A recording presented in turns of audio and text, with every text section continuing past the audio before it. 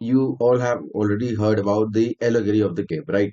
कि प्लाटो करके एक पॉलिटिकल थिंकर हुआ करते थे एथेंस में, उन्होंने एक एलेगरी ऑफ द केव दिया था टू एक्सप्लेन कि एक फिलोसोफर क्या होता है, उसका रोल क्या होता है, right? And what are the actually this world really implies for, right? तो ये सब चीजें थी। तो उसमें आपको एक चीज बहुत ध्यान से समझने की जरूरत है ना, वो है सर एंड मैम कि देखो, मेरा मकसद यहाँ पर है कि आपको थोड़ा अलग पर्सपेक्टिव से एंड बहुत सी ऐसी चीजें जो आपने जो है नहीं पढ़ी, वो पढ़ाना चाह रहा हूँ आपको।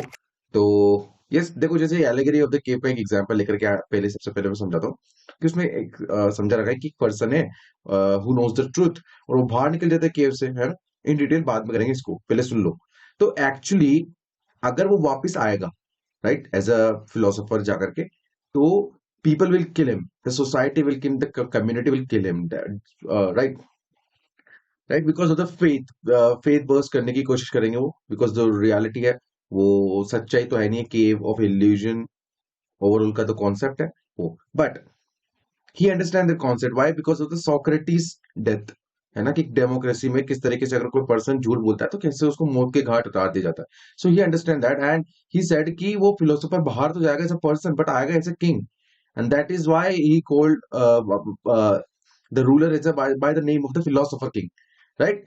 जो कि अंदर आने के बाद उसको कोई मार तो सकता है नहीं, but he actually forcefully dragged out the other peoples from the cave without being hurt।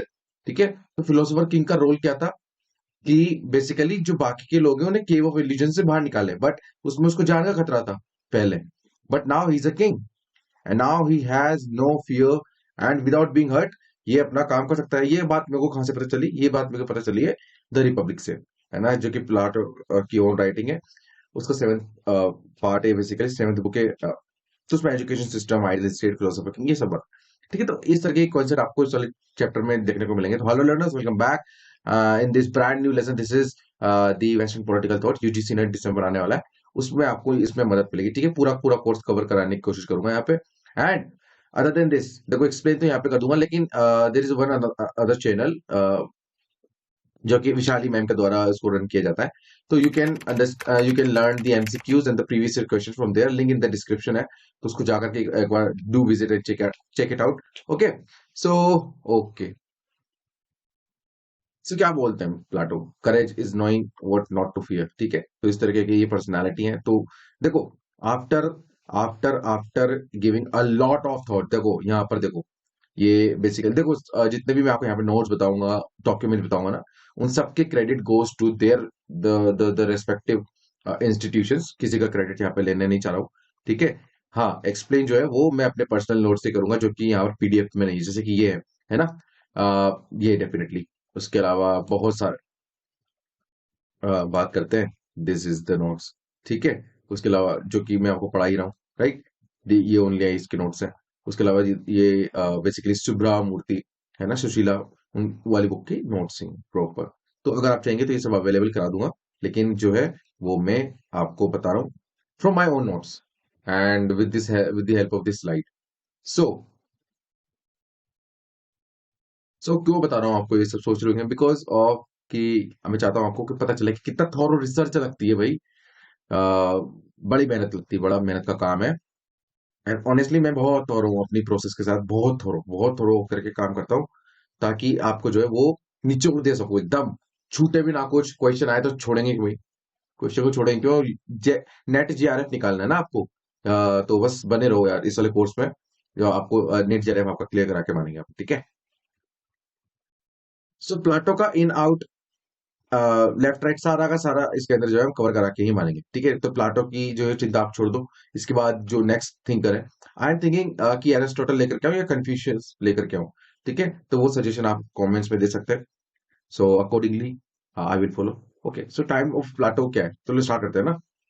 Okay, but before starting I just want to clear कि जो मैं बोलता हूँ ना उस पर ज्यादा ध्यान देना, वो ज्यादा इंपॉर्टेंट है, ठीक है? पहले बता देता हूँ, मैं नोट्स वोट्स की इतना चिंता मत करो, इन जमेलों में पढ़ो मत। सो जो बोलता हूँ ना उसको बहुत ध्यान से सुनना, एंड नोट्स वगैरह ये सब अवेलेबल तो करा ही दूंगा मैं, इसकी इसकी कोई प्रॉब्लम है नहीं अपने, राइट? सुनने पे ज्यादा फोकस करो, कॉपी पेन लेकर के बैठो, राइट इट डाउन, क्वेश्चन आएंगे, यहीं से आएंगे, ठीक है। कॉन्सेप्ट आपको अंडरस्टैंड होंगे, एंड उसके अलावा जितनी भी जो चीजें हैं प्लाटो से रिलेटेड जो एग्जाम्स में आ सकती है, तो वो सब मैंने यहाँ पर इंट्रोड्यूस कर ही दिया आपके लिए, ठीक है। तो ओके, सो प्लाटो प्लाटो का ये जो टाइम पीरियड है 427 से लेकर के 347 बीसी है। प्लाटो एथेंस के थे, एथेंस अभी बता दूंगा मैं आपको कहाँ पर है। एंड पेलोपोनेशियंस वॉर में स्पार्टा वर्सेस एथेंस का मेरा बहुत ही इंपॉर्टेंट रोल है, जिसमें स्पार्टा ने एथेंस को हरा दिया था। स्पार्टा रिमेंबर 300, किस किसने 300 देखी होता है मुझे कमेंट सेक्शन में। सो एथेंस को हरा दिया गया था बाय द स्पार्टा, लेकिन प्लाटो पता था एथेंस को हारने का क्या रीजन था, and he wanted to make the Athens an ideal state, ठीक है। तो वहां से सबकी शुरुआत थी, लेकिन first I want you guys कि ये वाली वीडियो देखो, ये जो स्क्रीन पे आपको थंबनेल दिख रहा है, ये वाली वीडियो जरूर जाकर के देखो। इसमें मैंने प्लाटो की बायोग्राफिकल स्केच को कवर किया है। आई प्रॉमिस कहीं नहीं सुना हुआ आपने ऐसे डायलॉग इसके अंदर, मैंने वर्ड्स ऐसे फ्रेजेस वर्सेस स्टोरीज वो लेकर के आया हूँ इसके अंदर बहुत रिसर्च करने के बाद। तो ये काफी साल 2-3 साल पहले की वीडियो है, तो एक बार इसको देख लेना, उसके बाद इस पे आ जाना। इसमें थॉट्स पे कंटेंट पे एग्जाम पर्सपेक्टिव पे ज्यादा फोकस रहेगा, लेकिन ये जो है ये बायोग्राफिकल स्केच है, ठीक है। तो yes, just to make it clear, right. The Peloponnesian war, Peloponnesian war इसमें कौन लड़ा था? सोक्रेटिस भी लड़ते थे, remember in the last video जब सोक्रेटिस देखा था तो पेलोपोनेशियन वॉर की बात की थी उसके अंदर, तो राइट। सो ये बेसिकली ये आपको स्पार्टा देखने को मिल रहा है। ये आपका है एम ऑफ सॉरी थर्मोपल्ली, है ना। थर्मोपल्ली की दीवारें, रिमेम्बर किस किस को पता भी था। और जो हम बात करते हैं ना, पर्शिया का जो रूलर था, है ना, उसके अलावा वाइकिंग्स, इन सबका यहाँ पर काफी ज्यादा रहा है, ठीक है। तो एजेंसी, सो यस। तो सबसे पहले हम बात कर लेते हैं यहाँ पे। He was related with the this place. This is the place. The Greece वाला जो पार्ट है ये उनसे रिलेटेड है। क्यों है भाई? कि ग्रीस को ना is also considered as a cradle of western thought, okay. Greece को is cradle of western thought माना गया है।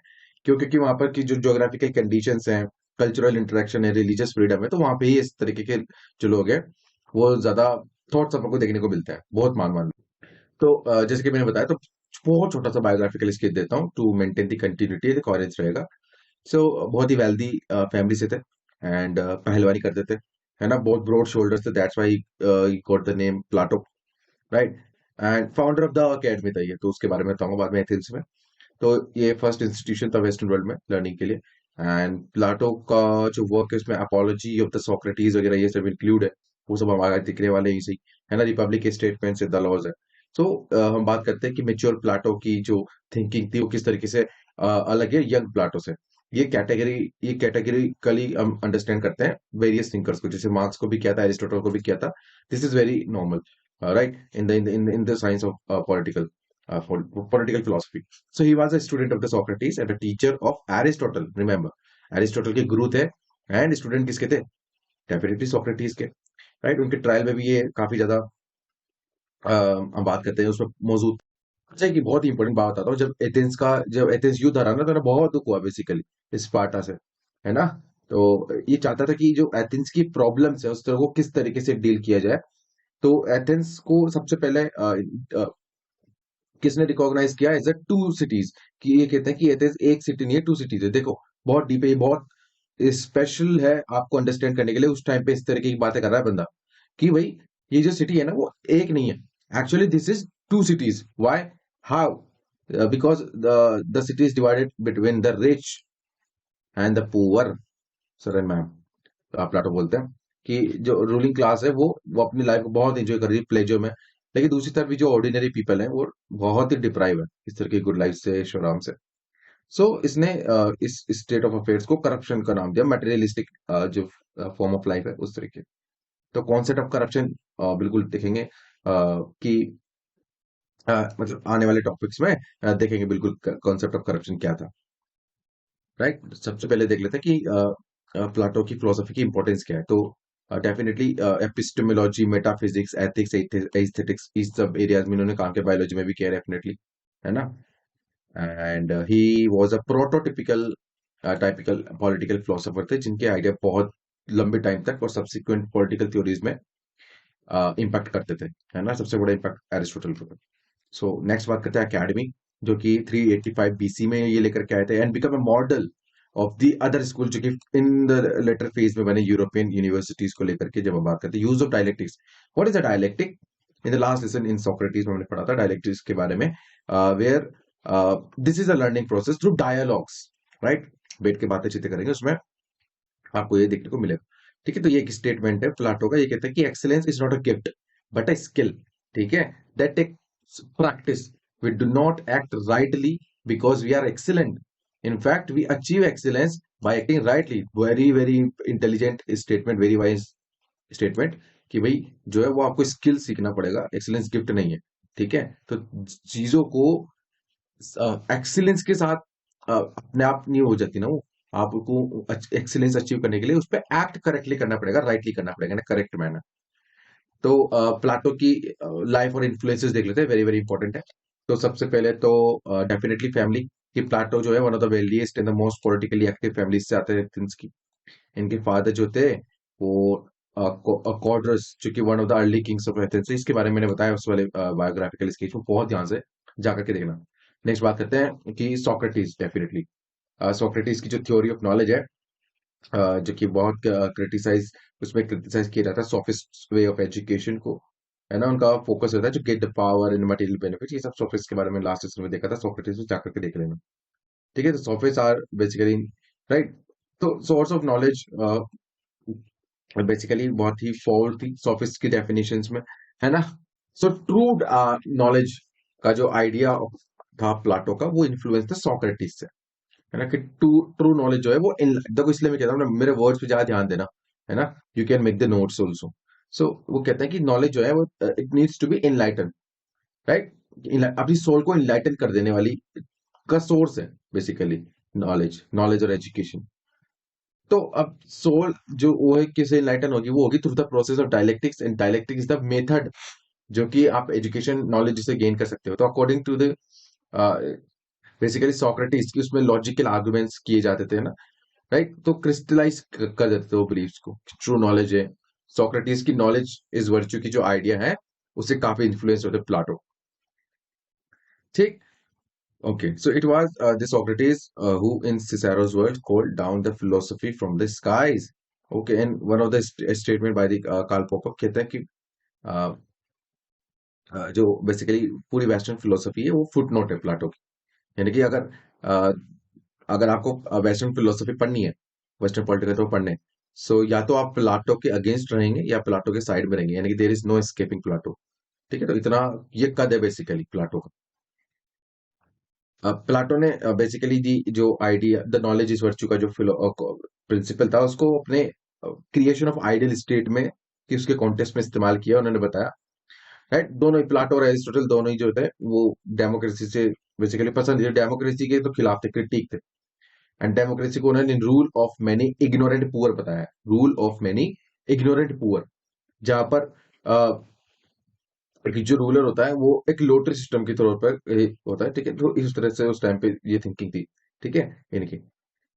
ओके, सो जहां पर किसी भी एक स्पेशल एजुकेटेड वाइज पर्सन को रूल नहीं करने को मिलता है, वो डेमोक्रेसी की definition according to them.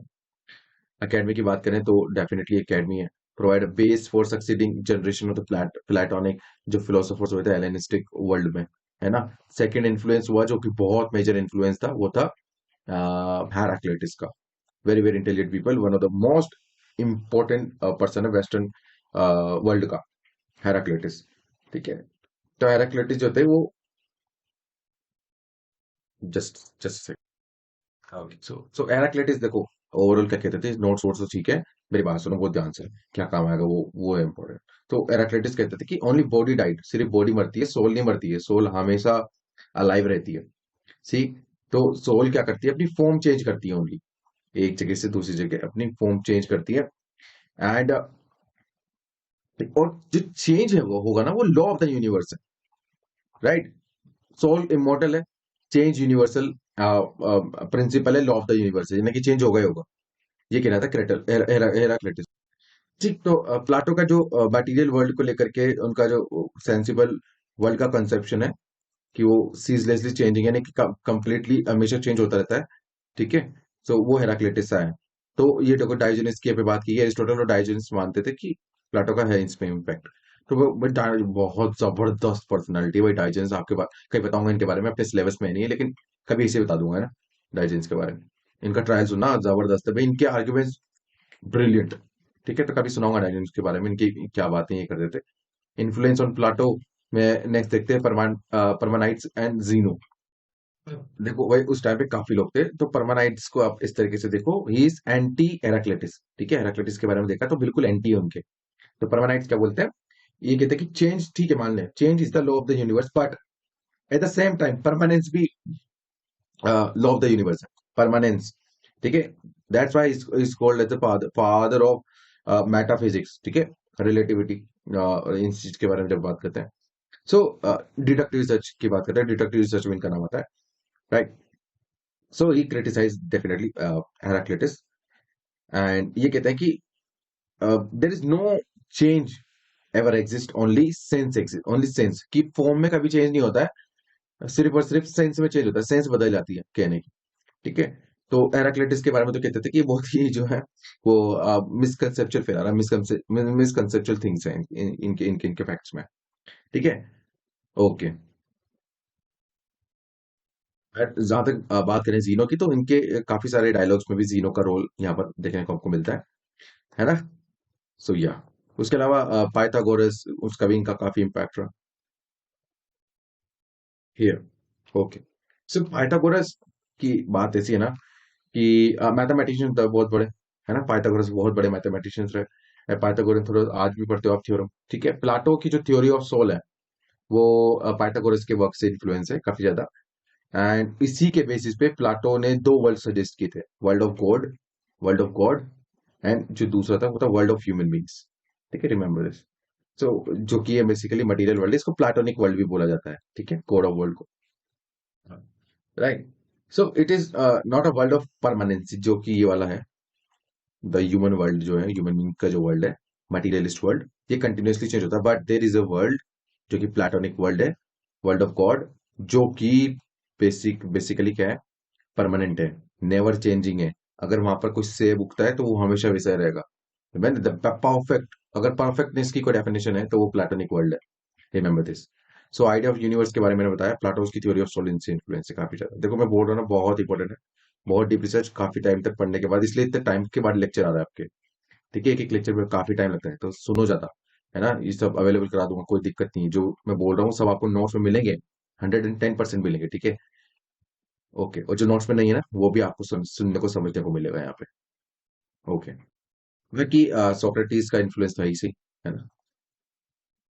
Okay, उसके अलावा जो Socrates was influenced by the theory of knowledge जो सोक्रेटिस की थी, उसके मेथड ऑफ डायलेक्टिक्स एंड ये सब चीजें वो बता देना मैंने आपको सब कुछ, है ना। तो प्लाटो का पर्सपेक्टिव देख लो, वेरी वेरी इंपॉर्टेंट है, the Republic. Okay, I must recommend कि पढ़ लो एक बार इसको। ठीक है, अगर आपका टाइम हो तो ही पढ़ना, ऐसा कोई जरूरी नहीं है, मैं जस्ट बता रहा हूँ टू डेवलप अ पर्सपेक्टिव, है ना, तो आप सब नहीं पढ़ना सकते ना, राइट। ओके, सो प्लाटो एक आइडियलिस्ट है, दोज हु थिंक कि we ought to be there rather than what is, यानी कि वो सोचते हैं कि ये हो सकता है, ना कि जो है। तो प्लाटो यूटोपियन है, जो कि यूटोपियन क्या होता है, इम्प्रैक्टिकल अप्रोच है। यूटोपियन यानी कि ऐसा वर्ल्ड, ऐसी ऐसी सोसाइटी जिसमें सब कुछ परफेक्ट हो, राइट। प्लाटो रेडिकल भी है, जो कि for reaching changes, communism of vibes की बात कर दी थी इन्होंने, राइट। और फर्स्ट फेमिनिस्ट भी है, जिसने फिलोसोफर क्वीन की बात की थी, इसलिए there's a ट्रांजिशन भी देखने को मिलता है प्लाटो के आइडियाज में। ठीक है, पीरियड ऑफ ट्रांजिशन, ये बहुत इंपॉर्टेंट, देखना बताऊंगा आपको। देखो जैसे कि यहाँ पर देखो, पहला आपका रिपब्लिक का, प्लाटो का जो प्लाटो की रिपब्लिक है, वो जो यंग प्लाटो है ना, उस उनका वर्क है। स्टेट्समैन इनका ट्रांजिशन फेज वाला पार्ट है, एंड लॉज वाला मेच्योर प्लाटो। ठीक है, ये सब बहुत इंपॉर्टेंट है, मैंने बता दिया। प्लाटो की मेथडोलॉजी कहते हैं डिडक्टिव मेथड, राइट। इसी को जो है फिलोसफिकल मेथड भी बोला जाता है। प्री कंसीव्ड नोशन कंक्लूजन होते हैं इसके अंदर, यानी कि मान लो पहले, उसके बाद थ्योरी देंगे, उस तरीके की चीजें थी। So this method of investigation जो है stands opposite to the inductive approach. ठीक है, जिसमें कंक्लूजन होते हैं बाद में आते हैं, पहले स्टडी ऑब्जर्व एग्जामिन करते हैं, डाटा अवेलेबल रहता है इन हैंड। तो ये डिडक्टिव अप्रोच वाला है, इंडक्टिव अप्रोच वाले नहीं है, मार्क्स वगैरह इंडक्टिव है। एक तरीके से समझ लो डिडक्टिव मेथड में it's a world of hypothesis. पहले हाइपोथेसिस बना लिया आपने, फिर फैक्ट्स आ जाते हैं, फिर कंक्लूजन कर देते हो। इंडक्टिव में ऐसा नहीं होता, पहले तो फैक्ट्स होते हैं, ऑब्जर्वेशंस होती है, फिर हाइपोथेसिस आती है, फिर थ्योरी आती है, राइट। सो ये है। ठीक। तो डायलेक्टिक्स का मेथड तो ये डेफिनेटली करते ही थे, है ना। तो ट्रेडिशन था ये तो एंशियंट ग्रीक में। सोक्रेटिस भी इस तरीके को फॉलो करते थे, एन आइडिया ऑफ गुड की तलाश में जो ये रहते थे हमेशा, ताकि इस तरीके से हम जो है अप्रोच कर सके, प्रॉब्लम को सोल्व कर सके। तो प्लाटो ने काफी सारी चीजों को डिस्कस किया for the numerous individuals, from the perspective and the views of the numerous individuals, और कुछ के तो मैंने ऊपर नाम भी दिया आपको, राइट।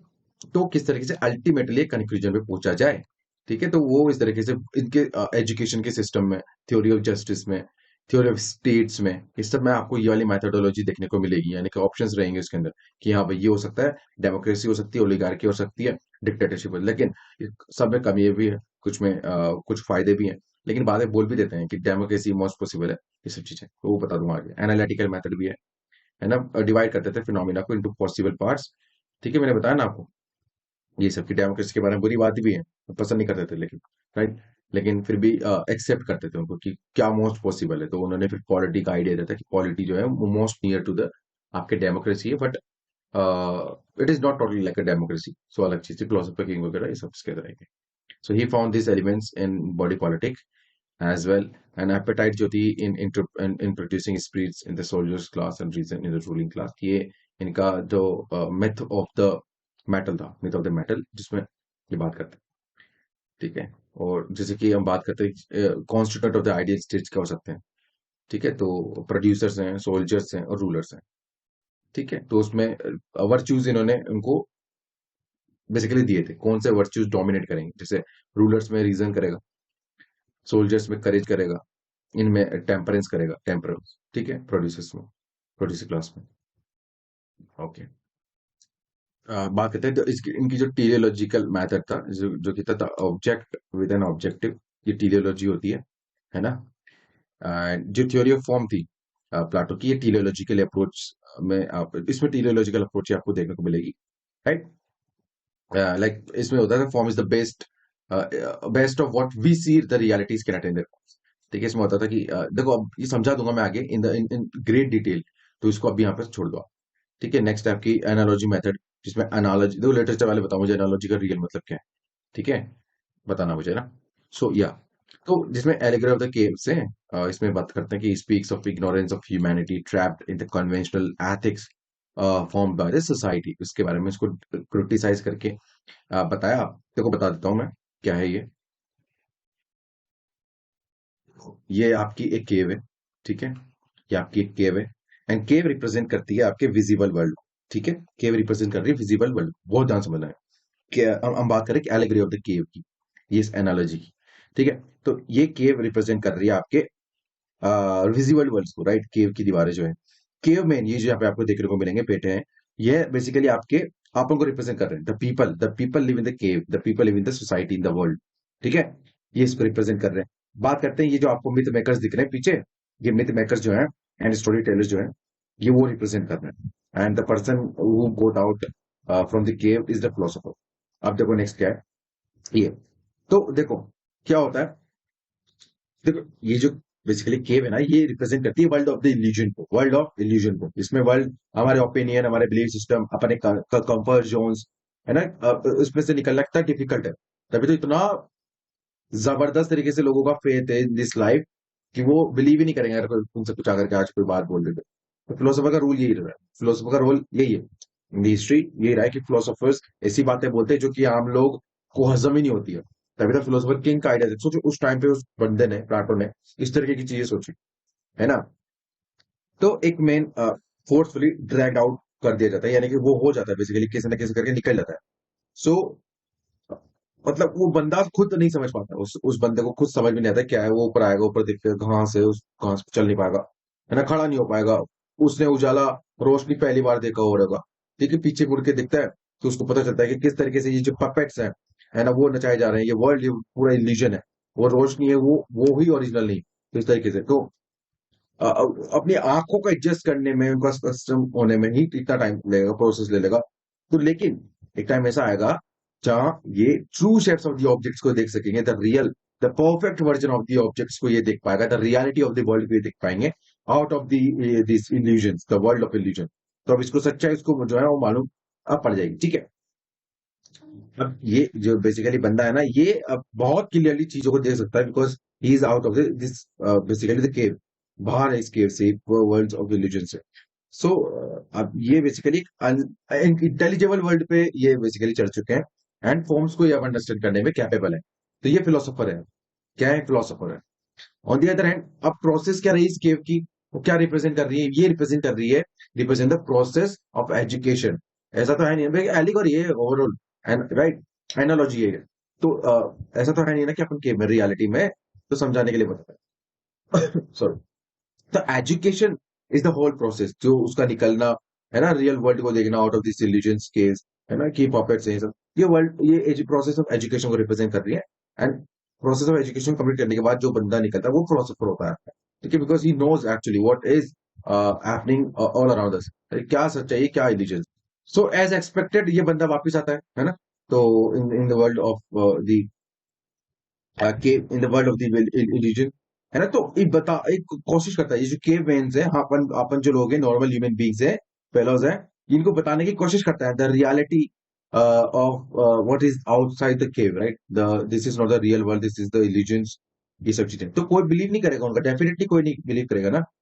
पीपल मोस्ट प्रोबेबली किल कर देंगे इस तरीके के फिलोसफर को, बिकॉज ये छेड़खानी कर रहा है उनके फेथ के साथ, उनके कंफर्ट जोन के साथ, ठीक है। यानी कि कई के बार ऐसा होता है ना कि लोग फेथ में इतने अंधे हो जाते हैं कि अगर उन्हें कुछ बता दे, जैसे मान लीजिए जो लोग बिलीवर्स हैं, थीस्ट्स हैं, अगर हम उनसे बात कर दें, इस तरीके के दावे ठोक दें, या फिर उनको फैक्ट प्रोवाइड कर दें ऑब्जेक्टिवली कि भाई भगवान नहीं होते हैं, है ना।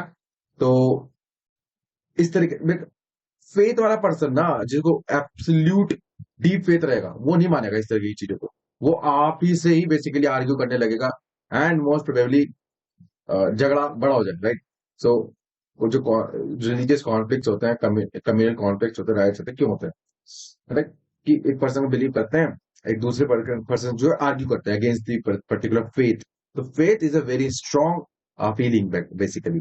तो कोई पर्सन चाहता नहीं उसके फेथ से कोई छेड़खानी करे, ठीक है, तो वो ये यहाँ पे वही हो रहा है। तो फिलोसोफर को चैलेंज कर देंगे लोग, उसके बिलीफ सिस्टम को चैलेंज करने के लिए, ये तो वो फिलोसोफर है। तो इस एलेगरी के थ्रू, बेसिकली रिपब्लिक में ये मेंशन है ना। तो इस एलेगरी के थ्रू ये चाहते हैं प्लाटो एक ऐसा आइडियल स्टेट बनाया जाए जहां पर सब, जहां पर प्रॉस्पेरस जो है ना सबसे, वो रूल करे, ठीक है। आई मीन जो जो बेसिकली फिलोसोफर है वो रूल करे, ठीक है।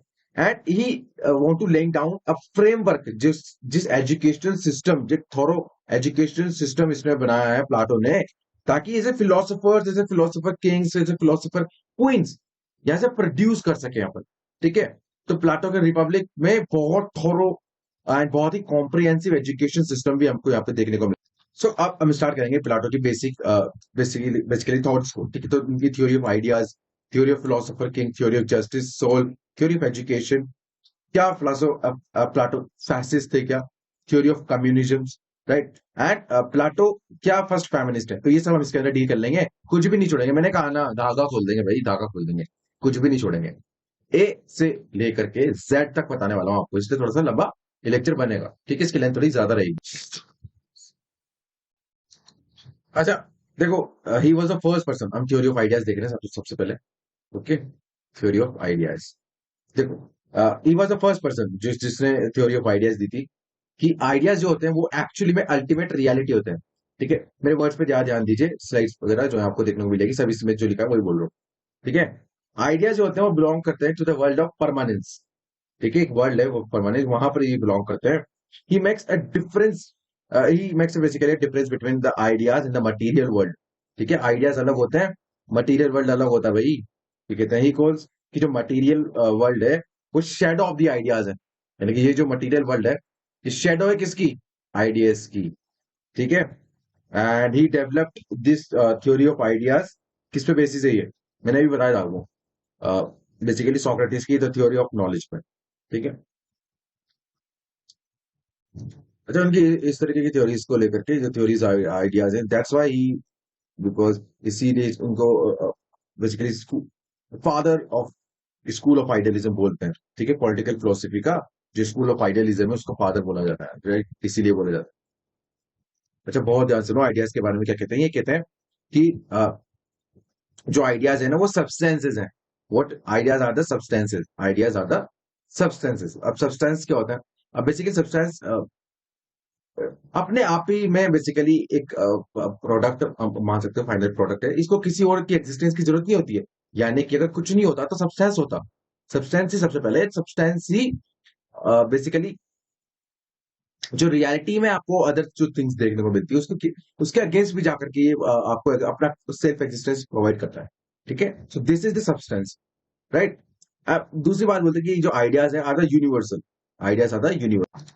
फॉर एग्जाम्पल, अब ये कहते हैं आइडियाज किस तरह से यूनिवर्सल है। अगर आपसे कहें, देखो इन्होंने आइडिया बेसिकली एग्जाम्पल लेते हैं ब्यूटी का, ब्यूटी का एक आइडिया लेते हैं। सो ये कहते हैं कि अगर कोई पर्सन है, बेसिकली उन्होंने बेसिकली देखो कहा जाता है डायलॉगिकल फॉर्म में, डायलेक्टिकल फॉर्म में, इनके बुक्स में से हमको पता चलता है, देखने को मिलता है कि ये किसी पर्सन से पूछते हैं कि भाई बताइए what is the definition of the beauty. तो वो पर्सन को लेके जाता है फ्लावर के पास, है ना, कि सर दिस इज ब्यूटी। कहते ना ना, this is not a beauty, this is a reflection of a beauty. ठीक है, ये ब्यूटी नहीं है, ये ब्यूटीनेस में कॉन्ट्रीब्यूट कर रहा है। Beauty is a different thing. ठीक है, तो जैसे कि काउ को देख करके क्या बोलेंगे कि काउ, नो, वो कहेंगे ये काउ नहीं है, ये काउनेस में पार्टिसिपेट कर रही है डेफिनेट। ठीक है, सो ये चीजें जो है वो ओनली इंटीमेट कर रही है, रिमेम्बर, ये सिर्फ उन चीजों को इंटीमेट कर रही है जो जो कि चीजें एक्चुअली में आइडियल वर्ल्ड में एग्जिस्ट करती हैं, आइडियाज हैं वो। ठीक है, एंड ये कॉपी है, जैसे कि ब्यूटी, ब्यूटीफुल, या फिर अगर कोई चीज उस, जैसे कि हम एग्जाम्पल लिया फ्लावर्स का या किसी ब्यूटीफुल फेस का, तो they are just the copy of the idea beauty, है ना।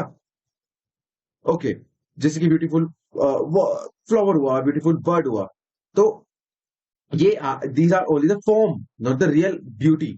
ठीक है, तो ये कहते हैं ओके, सो अगर आप किसी ब्यूटीफुल चीज को देखें, so it is just simply a reminding factor, कि जो आइडिया ऑफ ब्यूटी उसको रिमाइंड कराने का एक ये फैक्टर है, क्या, ये जो ब्यूटीफुल चीजें आप देखते हो यहाँ पर। तो ये प्लाटो का कहना था। आइडियाज यूनिवर्सल होते हैं, आइडियाज आइडियाज जो होते हैं सब्सटेंस होते हैं। नेक्स्ट उन्होंने बात की थी आइडियाज आपके जो है वो एटर्नल होते हैं। ठीक है, आइडियाज क्या होते हैं आपके, एटर्नल होते हैं, सो टाइमलेस है नहीं। ठीक है, मतलब एटर्निटी तक रहेंगे, कभी खत्म नहीं हो सकता ये चीज। तो अगर आइडियाज एटर्नल है, टाइमलेस है, so they are not perishable, they are not mutable, है ना। सो ये इम्यूटेबल है, पेरिशेबल, ये इम्पेरिशेबल है, खत्म नहीं की जा सकते। अच्छा, प्लाटो कहते हैं कि each idea is one and unique. ठीक है, एक आइडिया जो होता है वो एक ही होता है और यूनिक होता है। तो इनके मिथिकल वे में अगर हम बात करें तो प्लाटो डिक्लेयर करते हैं कि जो गॉड है ना, उन्होंने हर आइडिया को एक ही बनाया, एक बार एक ही आइडिया है, एंड हर आइडिया यूनिक है उनके नेचर को लेकर के।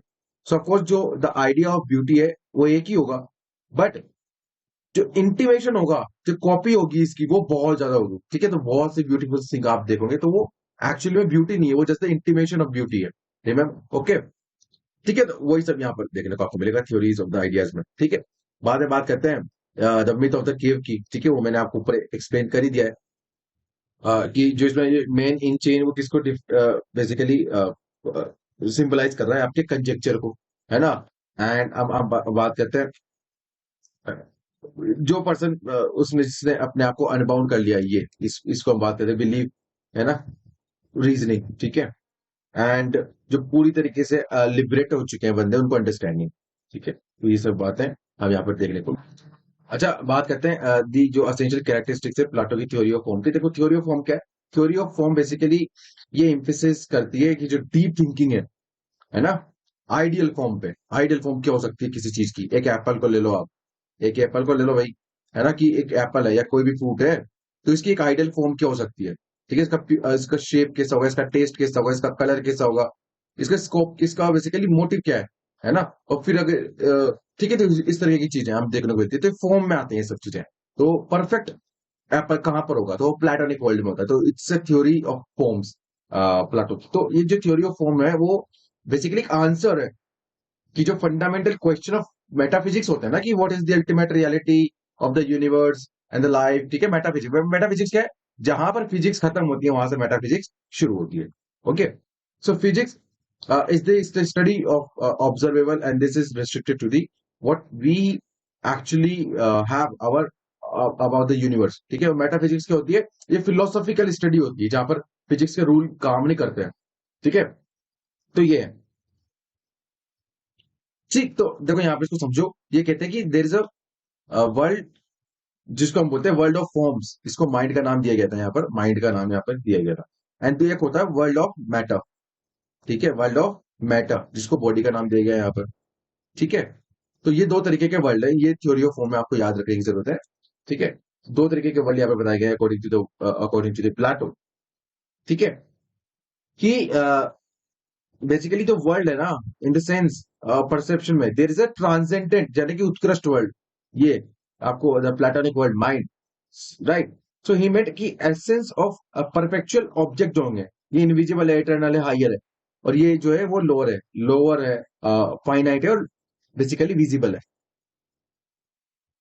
तो everything and anything which is going on in this world mind which reflected in the body, in this world the material world, ठीक है। सो ये बात बोलते हैं कि आइडियाज होते हैं वो मॉडल होते हैं, एंड ये जो होते हैं बाकी ऑब्जेक्ट्स होते हैं कि कॉपीज होती है, ठीक है। तो प्लाटो ही बेसिकली ट्रांसेंडेंटल वर्ल्ड के बारे में बात करते थे कि ये ज्यादा रियल है, अकॉर्डिंग टू द प्लाटो ये ज्यादा रियल है, एंड ये द वर्ल्ड ऑफ इल्यूजन है, ये सब कुछ जो दिखते हैं, जो लोग अज्ञानी हैं उनको देखना मिलता है, राइट। तो ये सब प्लाटो का कहना, right. So the form is the ultimate object रहेगा, एक्चुअल वर्ल्ड जो है can attain the ideal world, and जो नॉलेज है can replace the opinion and is attainable, ठीक है। The visible world is the shade of the real world, बता दिया मैंने। what appears to be is not the form but the form of a form, यानी कि reflection है, shadow है, remember, right. बात करते हैं इनके जो वेरी वेरी इंपॉर्टेंट वर्च्यू है ना, द वर्च्यू, बेसिकली बहुत सारे वर्च्यूज इन्होंने बात की है, इसमें विजडम भी एक है, wisdom is the highest virtue. And knowledge की हम बात करते हैं यहाँ पर, तो आपको अगर विजडम तक पहुंचते तो नॉलेज से होके ही जाना पड़ेगा, तो राइट। जो प्लाटो की थ्योरी ऑफ फॉर्म है is closely related to the believe of his idea of the virtue of knowledge, ठीक है। बोलते हैं कि अल्टीमेट ऑब्जेक्ट क्या होना चाहिए वर्च्यू का, वर्च्यू यानी क्या होता है? गुण, गुण, ठीक है। कि नॉलेज अटेन करना होना चाहिए, ठीक है। Because the only good is the knowledge and the only evil is the ignorance, ये सोक्रेटिस का कहना था। बात करते हैं the knowledge of virtue is the highest level of the knowledge, and knowledge is attainable and so is the virtue is attainable, ठीक है। Next बात करेंगे ये थ्योरी ऑफ जस्टिस की, ओके। क्विक देख लेते हैं थ्योरी ऑफ जस्टिस क्या है। अच्छा, बहुत ही इजी वे में समझाने की कोशिश करूंगा, दो तीन तरीके से समझाने की कोशिश करूंगा। Do understand and do listen to me very very carefully, ठीक है। तो प्लाटो की जो थ्योरी ऑफ जस्टिस है उसको हम देखते हैं। ये पहली बात तो द माइट इज राइट की जो सोफिस्ट की थ्रेसिमेकिस की हमने बात की थी, ये उससे काफी उल्टी और उसके एंटी में ही लेकर के आई थी। ये जो ट्रेडिशनल कॉन्सेप्ट ऑफ जस्टिस था ना, जो कि जस्ट मैन पे बात करता था, फेयर फेयर माइंडेड, तो ये प्राइमरली कंसर्न था आपके वर्च्यूज से, कि एक वर्च्यू ही जो बेनिफिट करेगा मैन को, फॉर कि जितना वो अपना मॉरल वर्थ को बढ़ाएगा उतना ही फायदा होगा लोगों का। तो एक बेसिकली थिंकर है रिचर्ड लुइस नेटलशिप, रिचर्ड लुइस नेटलशिप। तो इनका लेक्चर था रिपब्लिक पे, द रिपब्लिक ऑफ प्लाटो पे, 1962 में। इन्होंने देखो बहुत सारी बातें की थी, चाहे तो मैं वो पढ़ के सुना सकता हूँ, क्योंकि justice in Plato's name is the power of individual concentration दी थी, ब्ला ब्ला ब्ला। तो बहुत सारी चीजें उसको मैं क्लियर करके बताता हूँ। ये कहते हैं कि अगर कोई सोल्जर है, वो अगर वो कब जस्ट होगा, वो किस सेंस में जस्ट होगा, कि वो एक ब्रेव मैन है, एंड वो अपनी ड्यूटी को बहुत अच्छे से फुलफिल करता है। एक पर्सन है जो कि सबऑर्डिनेट पोजीशन पे, लेकिन वो जस्ट है, क्यों? क्योंकि वो अपनी अथॉरिटी को वहीं तक लिमिट करता है, मेंटेन करता है, वो सेल्फ कंट्रोल है ना, तो वो जस्ट है। तो what is actually the justice is की एग्जिस्टेंस ऑफ ऑल वर्च्यूज, अपने अपनी जगह पर, अपने अपने पर्टिकुलर मैनिफेस्टेशन में, अगर सारे वर्च्यूज इन प्लेस है, उनका एग्जिस्टेंस है, तो स्पिरिट ऑफ जस्टिस आपको देखने को मिलेगी। समझ में आ गया? बहुत ही इजी वे में मैंने समझाने की कोशिश करी, बहुत ही इजी वे में, ठीक है। चलो मॉडर्न फ्रेज में समझाने की कोशिश करता हूं। अगर आज आप अपनी ड्यूटी, अपनी सेंस ऑफ ड्यूटी को फुलफिल करते हो अच्छी तरीके से, अगर किसी पर्सन में अपनी ड्यूटी है, सेंस ऑफ ड्यूटी है, it is a justice, it is justice.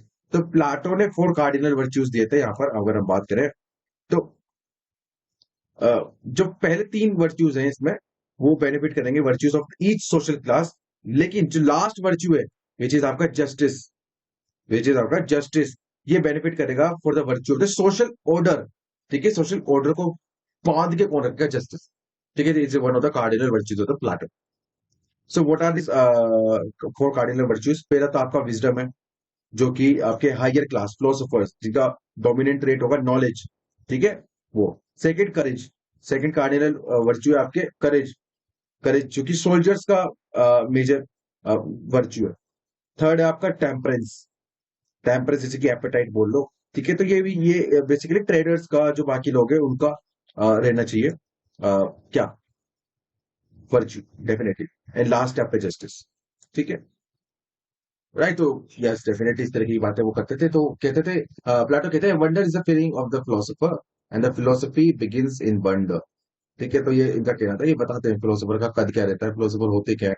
हमेशा नई नई चीजों में एक्साइटमेंट जिनको रहती है, जानने की उत्सुकता जिनको रहती है ना, वो फिलोसोफर होता है, ठीक है। और जितने भी फिलोसफी बनी है वो सब वंडर से ही तो बनी है ना, एक्साइटमेंट से, जानने की लालसा से, उन्हीं से बनी बेसिकली फिलोसफी। ठीक है, एक तरीका तो ये हो गया, मैंने समझा दिया आपको जस्टिस की थ्योरी कहती है। अब आप समझो, बहुत ही अच्छे तरीके से समझाऊंगा एग्जाम पर्सपेक्टिव से। ठीक है, पहली बात तो बोलते हैं कि जस्टिस एक वर्च्यू है, डेफिनेटली फोर कार्डिनल वर्च्यू की बात करी। सेकंड कहता है कि ऑब्जेक्टिव क्या रहेगा जस्टिस का।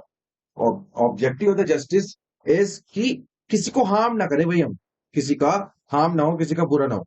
तो जैसे कि सोफिस्ट कहते थे कि जस्टिस जो होता है, इंटरेस्ट होता है स्ट्रॉन्गर रहता है ना, माइट इज राइट रहता है, ठीक है। Justice is equal to power, है ना। तो प्लाटो कहते हैं कि नहीं भाई, क्या बात कर रहा है भाई, निकल, है ना। तो इस तरीके से कि विद दिस आइडिया कि he wanted idea of justice to be a very reachable, very equitable for the every section of the society. तो ये बात थी प्लाटो की, है ना। प्लाटो इक्वल मानते थे जस्ट मैन को विद अ जस्ट स्टेट, ठीक है। रिमेंबर दिस वर्ड, ये जो जस्ट मैन का कॉन्सेप्ट है, ये इक्वल मानेंगे किसके, जस्ट स्टेट के, ओके, जस्ट स्टेट के, ओके। सो ये कहते थे कि वी फर्स्ट बेसिकली उन्होंने पहले आइडिया ऑफ जस्टिस को एक्सप्लेन किया, है ना, स्टेट लेवल पे। फिर इन्होंने वो इस लेवल पे पर्पस बताया कि क्या है पर्पस, हार्मोनी है, जस्टिसनेस है ना, फेयरनेस है, एक्सीलेंस है। तो दो प्रिंसिपल्स को ये लेकर क्या है, पहला प्रिंसिपल था फंक्शनल स्पेशलाइजेशन एंड सेकंड था non interference and proper stationing of the life, ठीक है। ये क्या है वो मैं आपको आगे बता दूं। तो बिल्कुल भी जो है वो समझे मत, हवा में तीर छोड़ रहा हूँ, चीजों को सब यहाँ पे लिखा हुआ है, specialization, unity, non interference, harmony, ये सब सब सब सब सब लिखा हुआ है, कुछ भी ऊपर से नहीं है, ये कुछ भी एक्स्ट्रा नहीं बता रहा। तो the essential characteristic of Plato notion study की जस्टिस जो है, ना तो राइचियसनेस है ना, मैंस ऑब्लिगेशन, सोशल मोरालिटी, मैंने बताया था ना ड्यूटी आपको, strength of the social fabric क्या होगा, वेब ऑफ सोशल सिस्टम होगा, ये सब चीजें, ठीक है। तो ये सब मैं बता दिया आपको, राइट। और इसको पढ़ लेना आपको, बहुत बेसिकली जो है, अगर आंसर लिख रहे हो पीसर में तो उसमें मदद मिलेगी भाई, कॉन्सेप्ट वही सीख, राइट। सो ओवरऑल बात करते हैं कि जो बेसिकली प्लाटो की जो थ्योरी ऑफ जस्टिस है, उसके अंदर इन्होंने हायरार्किकल सोशल सिस्टम को यहाँ पर तवज्जो ज्यादा दी है ना, उसी को एक सेट करने की कोशिश करी, जिसमें तीन कैटेगरी के पीपल होंगे, राइट। एक होगा कि बेसिकली मैन ऑफ रीजन, जो कि सबसे टॉप पे रहेगा भैया, सबसे टॉप पे। फिर आएगा आपका man of courage, soldiers, soldiers, ठीक है, मिडिल। और लास्ट में रहेंगे मैन ऑफ द एपेटाइट या फिर टेम्परेंस आप बोल लो, जिसे कि मैंने आपको बताया अभी ऊपर, के बॉटम में रहेंगे, ठीक है। This is the hierarchical structure. अब समझा भैया, मेरा favourite method of teaching is story form में। ये तो बता दिया मैंने आपको, एग्जाम पर्सपेक्टिव, ठीक है, बोरिंग। लेकिन अब जो आपको बताना चाह रहा हूं मैं, वो है मेरी स्टाइल में, with theories, with stories actually, right.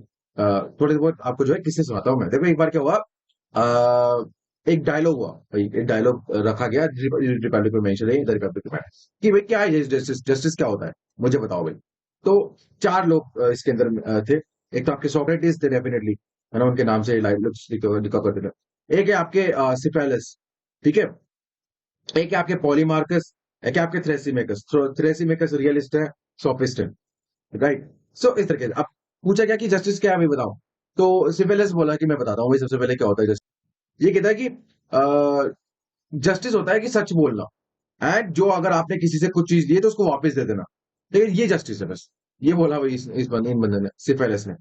तो सोक्रेटिस ने बोला, यानी कि जो प्लाटो है, इसको इसको इसको निगेट करते हैं, बोलते हैं कि सोक्रेटिस बोलता है कि ना भाई, ये सच्ची नहीं है, ये गलत है भाई, ये थ्योरी ऑफ जो जस्टिस है ये गलत है। क्यों है भाई गलत, से पहले से पूछा। ये कहते हैं कि चलिए बताइए, आपको एक सिनेरियो देता हूं मैं। आपने किसी से तलवार लिया, चाकू लिया, किसी पर्सन ने आपसे लिया था, मतलब आपने लिया था किसी पर्सन ने। अगर वो आज बहुत पागल हो चुका है, उसका दिमाग खराब है, मूड खराब है, हर चीज उसके साथ गलत गलत हो रही है लाइफ में, तो इस टाइम पे वो अपने आपे में नहीं है, वो चाहे कुछ भी कर सकता है, किसी के भी साथ, आपके साथ भी, हाँ। तो क्या इस कंडीशन में आप उसको वो चाकू या उसकी जो तलवार है वो वापस दे दोगे? नहीं ना। Because it will harm to the society, it is harmful to the society. वो अपने आप को भी इससे हानि कर सकता है, अपने आप को भी हार्म पहुंचा सकता है। तो this is not the correct definition of the justice. तो उन्होंने ये रिजेक्ट कर दी। सेकंड बात करते हैं यहाँ पर, पहले रिजेक्ट कर दी भाई, दूसरी सुन लो। दूसरी है भाई पॉलीमार्कस की, है ना। ये बेसिकली सिपेलस का ही बेटा था, ठीक है, सिपेलस का ही बेटा था पॉलीमार्कस। इसने भी डेफिनेशन दी। ये कहता है कि जस्टिस मीन्स होता है डूइंग गुड टू, तो ये कहते हैं कि justice means doing good to our friend and harm to our enemy. ठीक है, यानी कि दुश्मनों को हानि पहुंचाना और अपने दोस्तों को प्रोटेक्ट करना या फिर उनका अच्छा करना।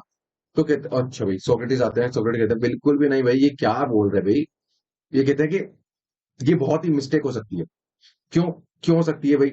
पॉलीमार्कस ने पूछा, पीछे से पहले से बोलता है हाँ बताओ बताओ।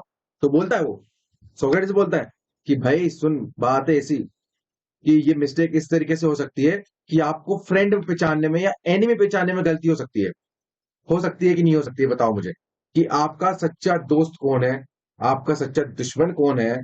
चलिए बताएं मुझे। आज भी होती है ना ये वाली दिक्कत। ओके, सो ये क्वेश्चन पूछा प्लेटो ने इन द रिपब्लिक। ठीक है, तो उन्होंने कहा बिल्कुल हो सकती है। तो कैसे आप इसको जस्टिफाई करोगे कि ये जस्टिस है? नहीं है ना। उन्होंने कहा ओके ओके नहीं है। बात करते हैं नेक्स्ट, थ्रेसीमेकस। आप सबको बहुत इंतजार है थ्रेसीमेकस का। हाँ, ठीक है, इज द रियलिस्ट। बोलता है justice is the interest of the stronger, यानी कि जो पावरफुल है उसी का, जो वो बोलता है वही जस्टिस है। उसके इंटरेस्ट में अगर कुछ है तो वही जस्टिस है। तो भाई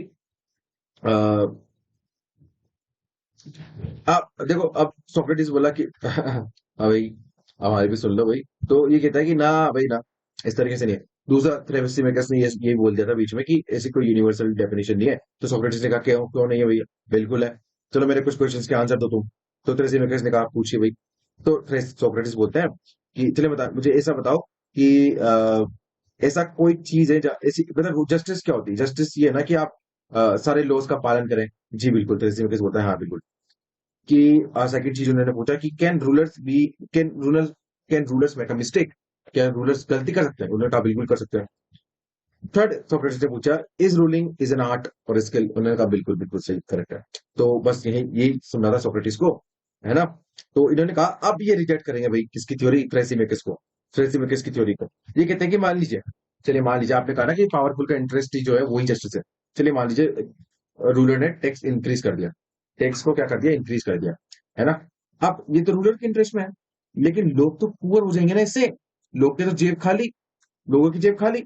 अभी क्या करेंगे? रिवोल्ट करेंगे। ओके, रिवोल्ट कर देंगे। आज तक भी बहुत सारी चीजें ऐसी हुई है मुझे खिलाफ, भारत में कितने रिवोल्ट हुए हैं, है ना। इकोनॉमिक मेजर रीजन था, बिल्कुल था सर, है ना। नहीं पता? लेक्चर जाके देख लो भैया, हिस्ट्री के पूरे लेक्चर्स है, पूरी स्टोरीज फॉर्म में बताया हुए हैं। Okay okay okay. सो अगर कोई ने रिवोल्ट अगर जनता ने रिवोल्ट कर दिया, पीपल ने रिवोल्ट कर दिया, खाने के लिए कुछ नहीं भैया, रिवोल्ट ही करेंगे, क्या करेगा? तो मैंने कहा तो रूलर ओवरथ्रो कर देंगे, रूलर को ओवरथ्रो तख्ता पलट कर दिया जाएगा उनका। तो क्यों, किस तरीके से ये रूलर के इंटरेस्ट में हुआ? थ्रेसी मेकर्स सोच में पड़ गया है बहुत जबरदस्त तरीके से। थ्रेसी मेकर्स भी ये वाली डिबेट आ जाता है। ठीक है, सिपेलस हार गया, उसका बेटा पॉलीमार्कस हार गया, थ्रेसी मेकर्स हार गया।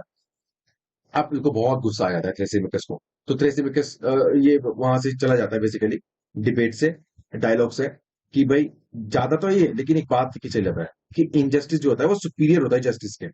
एक और दूसरा इन्होंने बोला था कि एक अनजस्ट मैन होता है ना, वो हमेशा खुश रहता है, हैप्पी रहता है, इधर जस्ट मैन। ठीक है। तो अब यहाँ सोक्रेटिस और परेशान हो गए, है ना। पहली बात तो कि अब उनको पास दो नए क्वेश्चन आ गए कि जस्टिस क्या सुपीरियर होता है क्या? तो फिर इन्होंने ग्लॉकन, ये वाली बात हम करते हैं यहाँ पे, ये ठीक है, ये रहा ग्लॉकन है ना, और एडिमेंटिस है। ठीक है। तो इनके आइडियाज लेकर के बेसिकली इनसे पूछा कि इन्होंने कहा, दोनों ने ये बहुत ही मस्ती करते थे, वो शैतान है। ये कहते हैं कि सोक्रेटिस अब जवाब दो थ्रेसिमेकस के आइडियाज का। फिर इसने कहा ना कि जस्टिस जो है जस्टिस से ज्यादा सुपीरियर है। क्यों है भैया? कैसे है बताओ, है ना। तो अब मैं पूछना क्या सोक्रेटिस के? अब देखो, जैसे कि ग्लॉकॉन का एक आइडिया है कि ये इन्होंने तीन तरीके के आर्ग्यूमेंट्स दिए थे, तीन तरह के गुड्स बताए थे, है ना, जस्टिस बताए थे कि भाई एक तो होता है एक होता है गुड्स हम डिजायर डिजायर करते हैं for the sake of it, यानी कि ये गुड्स है, पर्टिकुलर वो हमको चाहिए। यानी कि कोई प्लेजर का कोई सामान हुआ, कुछ खाना हुआ, वो आपको क्यों चाहिए? क्योंकि चाहिए भाई हमको, हार्मलेस प्लेजर है ये। सेकंड एक होता है हम बेसिकली उसके उन सेक के लिए नहीं, बल्कि कॉन्सिक्वेंसेस के लिए वो लेते हैं, जैसे कि मेडिसिन। है ना। थर्ड होता है कि इस तरह के गुड्स जो कि हम उसके ओन सेक के लिए भी लेते हैं और उसकी कॉन्सिक्वेंसेस के लिए भी लेते हैं। ये बात कही गई ग्लाकोन के द्वारा। अब इसका मतलब यहाँ पे क्यों है, देखो ये है ना, ये कहता है कि ग्लाकोन कहता है कि जस्टिस जो है वो थर्ड टाइप ऑफ गुड है। हाँ, तो ये कहता है कि ग्लाकोन कहता है जस्टिस जो है वो थर्ड टाइप ऑफ गुड है। ठीक है। सो ये कहते हैं कि हम इसलिए जस्ट बिहेव नहीं करते हैं कि हमको करना होता है वो। हम इसलिए बेसिकली सिर्फ इसलिए बिहेव नहीं करते क्योंकि हमको करना होता है वो, बल्कि इसलिए भी करते हैं बिकॉज हम फियरफुल हैं कि अगर हम पकड़े ना जाए किसी चीज को लेकर के, उससे हमको पनिशमेंट ना मिल जाए स्टेट के द्वारा, तो हम क्यों कर रहे हैं, फॉर से करना होता है। और कॉन्सिक्वेंसेस यानी कि हमारे लिए अच्छा नहीं होगा अगर हम जस्टिस फॉलो नहीं करा या जस्टली फॉलो नहीं किया, बिहेव नहीं किया। ठीक है, तो ये सबसे पहला सोशल कॉन्ट्रैक्टिस्ट भी इसको माना जाता है। ठीक है, सबसे पहले सोशल कॉन्ट्रैक्चुअलिस्ट। ओके। So okay. तो इसको प्रूव करने के लिए ना, अब सोक्रेटिस क्या करते हैं, एक सिटी सोल एनालॉजी देते हैं। बहुत ही शॉर्ट में समझाऊंगा, समझ लेना, नहीं तो बहुत ही बड़ी है, इसको पढ़ते चलो, लोग लेक्चर्स बना देते हैं बड़ी बड़ी। ठीक है, तो बहुत शॉर्ट में समझा रहा हूँ। ये कहते हैं कि एक ऐसी सिटी बना रहे हैं हम, इंडिविजुअल लेवल में बहुत दिक्कत होती है समझने में कि जस्टिस क्या है, सिटी लेवल पे समझो आप। ये कहते हैं कि एक सिटी है जिसके अंदर लोग रहेंगे। ठीक है, तीन कैटेगरी के लोग रहेंगे। ओवरऑल इन्होंने जितने भी लोग हैं उनको तीन कैटेगरी में डिवाइड कर दिया। ठीक है, तो अब एक एक का रोल क्या रहता है, दूसरे का रोल क्या रहता है, तीसरे का रोल क्या रहता है, इनके डोमिनेंट ट्रेड्स क्या रहते हैं, हमने पहले भी डिस्कस किए हैं। तो अगर बेसिकली इस तरीके की सोसाइटी में, इस तरीके के सिटी स्टेट में आपको रहना है, तो आपके पास ये तीनों ट्रेड्स होने चाहिए। ठीक है, लेकिन क्या हो सकता है, किसी के पास करेज ज्यादा है, किसी के पास हम बात करते हैं टेम्परेज ज्यादा है ना, किसी के पास जो कोई दूसरा पर्सन है वो वाइज है ना, उसके पास रीजन है एज अ डोमिनेंट ट्रेड। तो क्या होगा, देखिए जिसके पास रीजन है वो टेम्परेचर ले लेगा थोड़ा सा, दूसरे कम्युनिटी से, दूसरे सेक्शन से, एंड थोड़ा सा करेज ले लेगा। ठीक है, and same with the other जो दो दूसरी कैटेगरीज है। ठीक है, तो इस तरीके से एक सिटी स्टेट जो है एक हार्मनी में काम कर सकेगी। ठीक है, तो अब city state in harmony of these trace is a just state. ठीक है, तो फिर इसी को उन्होंने क्या कर दिया, इंडिविजुअल लेवल पे इसको बेसिकली एक्सप्लेन कर दिया। तभी उन्होंने कहा कि जो बेसिकली स्टेट है वो state is basically individuals writ large है। ठीक है, कि लोगों से बन के ही जो है स्टेट बनता है। पहले लोग आते हैं, फिर विलेज बनता है, फैमिली बनती है, सॉरी, फिर विलेज बनता है, फिर आपका कम्युनिटी बनती है, फिर अब ये इस तरीके से आपके स्टेट बनते हैं। तो ये कहना था। तो इतनी बड़ी थ्योरी देंगे, थ्योरी ऑफ जस्टिस, तो डेफिनेटली उसका क्रिटिसिज्म भी होगा। और सबसे बड़े क्रिटिक कौन थे इनके, एरिस्टोटल थे, डेफिनेटली एरिस्टोटल। तो एरिस्टोटल क्या बोलते हैं, एरिस्टोटल कहते हैं कि भाई क्या बात कर रहे हो, मिडिल क्लास का रोल किस, देखो इसमें क्या कहा था प्लाटो ने, जो फिलोसोफर किंग की बात की थी ना, राइट। सो इन्होंने कहा था ये बेस्ट वे नहीं है किसी भी तरह की सोसाइटी में कि पब्लिक पॉलिसीज को बनाने के लिए, पब्लिक लॉज को बनाने के लिए इन्होंने कहा कि जो different sections of the society है उनको रिप्रेजेंटेशन मिलना चाहिए पॉलिसी मेकिंग में। हम in the age of democracy में रह रहे हैं, एथेंस भी तो डेमोक्रेसी था ना उस टाइम पे। So we can not support a political system जिसमें रिकॉग्निशन नहीं दी जाती है पॉलिटिकल इक्वालिटी को। ठीक है, तो एक क्रिटिसिज्म ये था। दूसरा, इन्होंने कॉन्फ्लिक्ट और जो डिसएग्रीमेंट थे उसको इग्नोर कर दिया था प्लाटो ने। जैसे कि डॉक्ट्रिन ऑफ स्पेशलाइजेशन दिया था इस वाइड, बहुत ही ज्यादा प्री कंडीशन ही रखती है जस्टिस का, कि अगर ये नहीं होगा, स्पेशलाइजेशन नहीं होगा, तो जस्टिस नहीं मिल सकता। हारमोनी होनी चाहिए सोसाइटी में। तो ये सब बहुत चीज बाहर ने कहा था, the justice of whom Plato speak is not really justice at all. ठीक है, तो बाहर का ये कहना था। ठीक है, देखिए सेकंड है कि the theory establishes hegemony over the entire society, है ना। कि जो प्लाटो का कॉन्सेप्ट ऑफ जस्टिस है, ये बहुत ही कहते हैं कि गार्जियन क्लास को जो है बहुत बढ़ा दिया इन्होंने विद विजडम, जो कि दूसरी पूरी सोसाइटीज के अंदर सेक्शंस पे, पूरी एंटायर सोसाइटी पे फ्री डोमिनेट करेगा, है ना। एंड यहाँ पर उसको कंफ्यूजन कर दिया, क्रिएट की इंडिविजुअल जो है वो कंप्लीटली मर्ज कर दिया स्टेट के साथ, है ना। कि प्लाटो की जो थ्योरी ऑफ जस्टिस है, देर इज नो स्पेशल और separate importance to the individual. ठीक है, तभी तो मैंने कहा ना, समझाया भी नहीं उस लेवल पे जाकर के, जो हम बात करते हैं ग्लाकोन को। ठीक है, he is not an he is not an isolated self but part of the whole order, and the order is the ideal state. Order को ही माना गया जो भी माना गया। प्लाटो कहता है कि Plato has given no scope to the basically individual thinking in his own way, and in the vast order of the state the individual cannot have a separate identity, कि जो है वो स्टेट ही है, यानी कि सर्वसत्ता जिसकी रहेगी, जिसकी बात की जाएगी वो स्टेट ही है भैया। ठीक है, ओके। अच्छा, अब बात करते हैं द थ्योरी ऑफ एजुकेशन की, जो कि प्लाटो के द्वारा दी गई इन द रिपब्लिक। देखो, प्लाटो का जो एजुकेशन था वो जस्टिस में से निकला है। थ्योरी ऑफ एजुकेशन क्यों? क्योंकि इसमें फिलोसोफर किंग की यहाँ पर बात कर चुके हैं ये। तो अब कहते हैं कि प्लाटो ना वो चाहते थे कि जो इश्यू ऑफ एजुकेशन है, देखो स्पार्टा में उस टाइम पे क्या किया जाता था कि एजुकेशन फ्री थी, राइट? तो लेकिन यहाँ पर इस तरीके से नहीं था। एथेंस में इट्स प्राइवेट इंडिविजुअल अफेयर था, है ना? सोफिस्ट वगैरह भी होते थे काफी, वो चार्ज करते थे इस चीज को लेकर के, जिसके खिलाफ थे प्लाटो। ठीक है ना? अब प्लाटो ये चाहता था कि बहुत ही ये एक इश्यू है एजुकेशन का, इससे अच्छे से डील किया जाए इन अ वेरी इलोबरेटिव मैनर। तो इसने इन्होंने क्या किया, he consider education as the most important responsibility of the state. कि जो स्टेट है वो एजुकेशन जो है वो स्टेट अफेयर होना चाहिए, स्टेट का रिस्पॉन्सिबिलिटी होना चाहिए। ठीक है? और प्राइवेट एजुकेशन पे ये उसके एंटी थे ये बहुत ज्यादा। ठीक है? एंड ये सजेस्ट करते थे कंपलसरी एजुकेशन होना चाहिए, जो कि स्टेट प्रोवाइड करेगा सबको। ठीक है? कंपलसरी एजुकेशन जो स्टेट प्रोवाइड करेगा, and he gives equal opportunity to the women also. That's why इनको रिकॉग्नाइज किया जाता है as a first feminist, right? Okay. तभी तो फिलोसोफर क्वींस की मैथोडोलॉजी को ये एक्सेप्ट करते हैं, है ना? कि अगर फिलोसोफर क्वीन क्यों नहीं बन सकती, भाई बिल्कुल बन सकती है।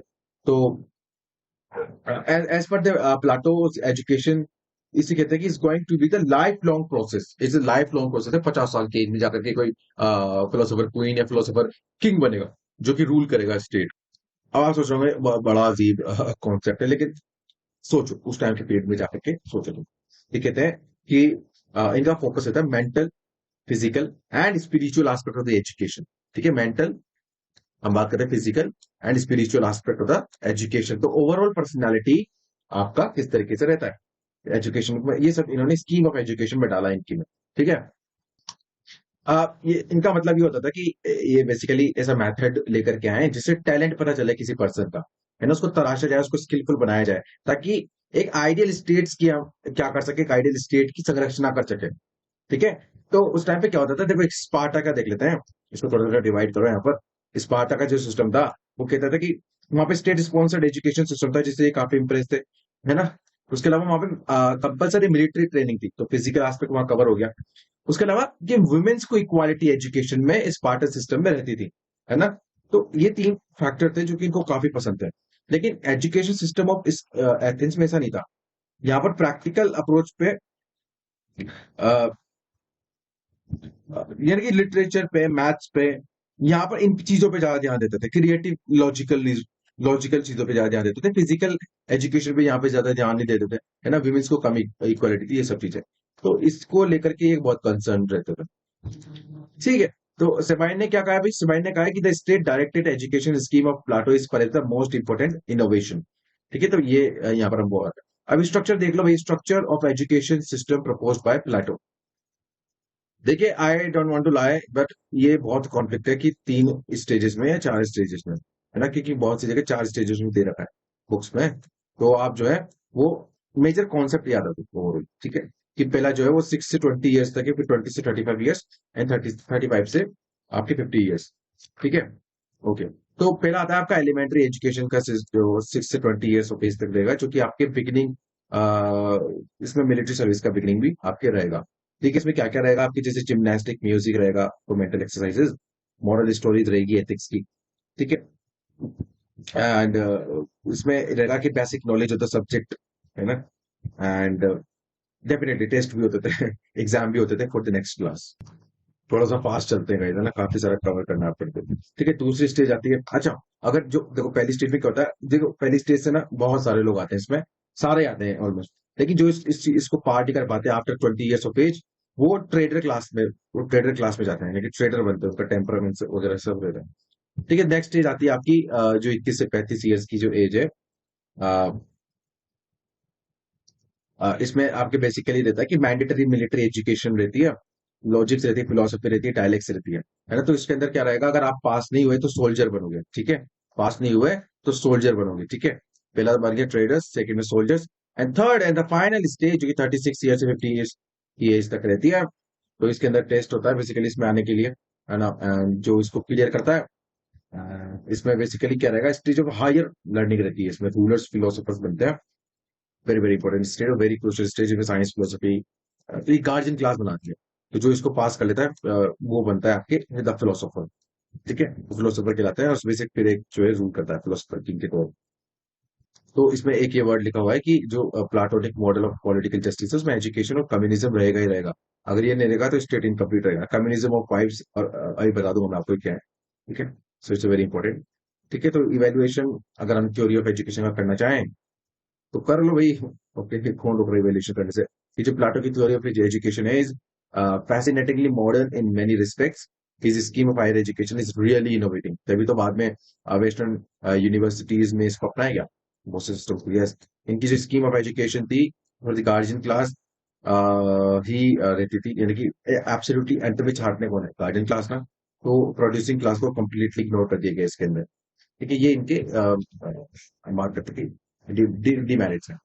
इनके होल एजुकेशन प्लान में जो था स्ट्रेट कंट्रोल था।